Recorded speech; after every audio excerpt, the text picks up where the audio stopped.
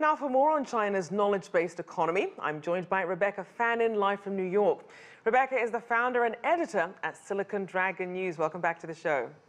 Well, thanks very much. So give us an idea, just how popular are these pay-for-knowledge platforms in China, as well as the rest of the world? Well, one of the most popular aspects of it is the online English language learning classes. And there are all sorts of apps for that, where you have teachers in the West teaching young Chinese how to speak English. And it's very interactive. There's a lot of back and forth with classes, and you can even, the parents can even pick the teachers that they want and preview them and compare notes online with other parents about how that teacher is. So I think it's really baked into the culture, and there are so many platforms where it can be delivered, such as apps and podcasts and short videos. And there's many places where these can be consumed, such as subway rides, where you have 15 minutes to go through a class by app. And it's interesting, you mentioned education, but there's so many possibilities for content. You have personal growth, career development, starting a business, health. Of course, you mentioned learning a new language. What types of content tend to be the most popular among consumers? Well, I think things that growth, personal growth, for instance, starting a business is definitely one of them. And, you know, I think podcasts have proven to be extremely popular for that. And things where entrepreneurs are interviewed on a podcast to find out how they did it. And then consumers can listen to the lessons from these other startups and these other founders that have, you know, already gotten their start. So there's a lot of case studies that can be related this way. Now, you mentioned content providers. Is there any sort of quality control when it comes to some of the accuracy of their advice? Well, I think in the case of VIP Kid, it's almost like an Uber model where there's ratings of the teachers, and the ratings are given by the consumers. So that's all online for display. So it's almost like almost like an automatic monitoring system. So for instance, when you get in Uber, you know what the rating is of the driver, and the driver knows what your rating is too. So it's really self-monitoring.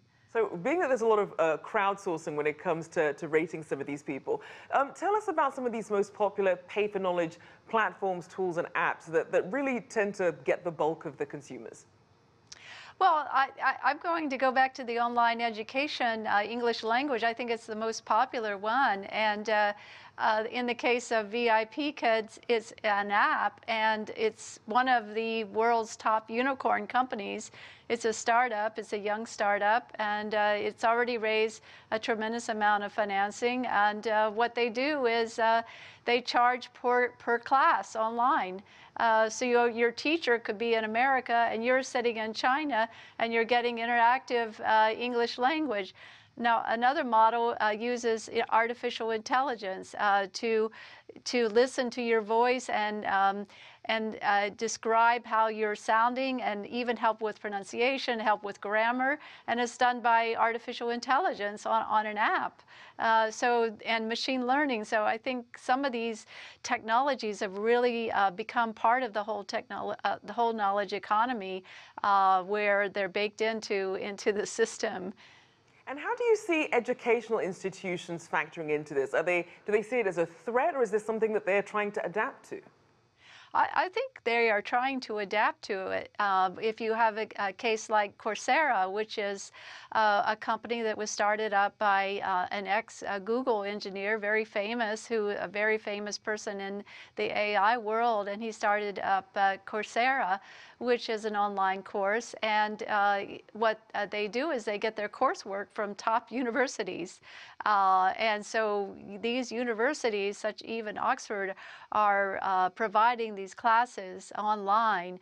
So it's definitely, you cannot fight this trend. It's just too pervasive. It's become too immersive in society.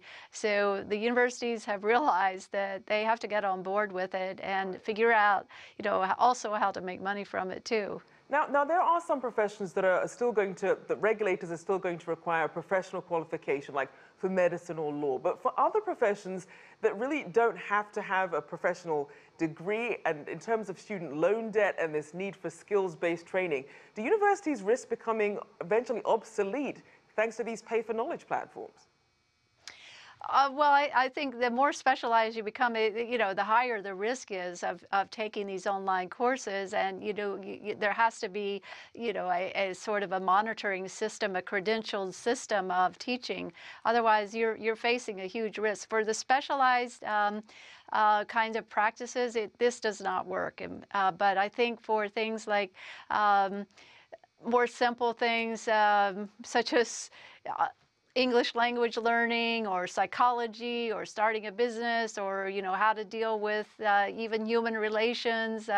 These kinds of things I think are okay. But anything that's specialized, like you said, medicine or law or those kinds of subjects or science, high science, high tech, that's just not something that I can see could benefit from this kind of online, particularly the short apps, the very quick 5-minute, 15-minute kinds of classes. This doesn't translate well.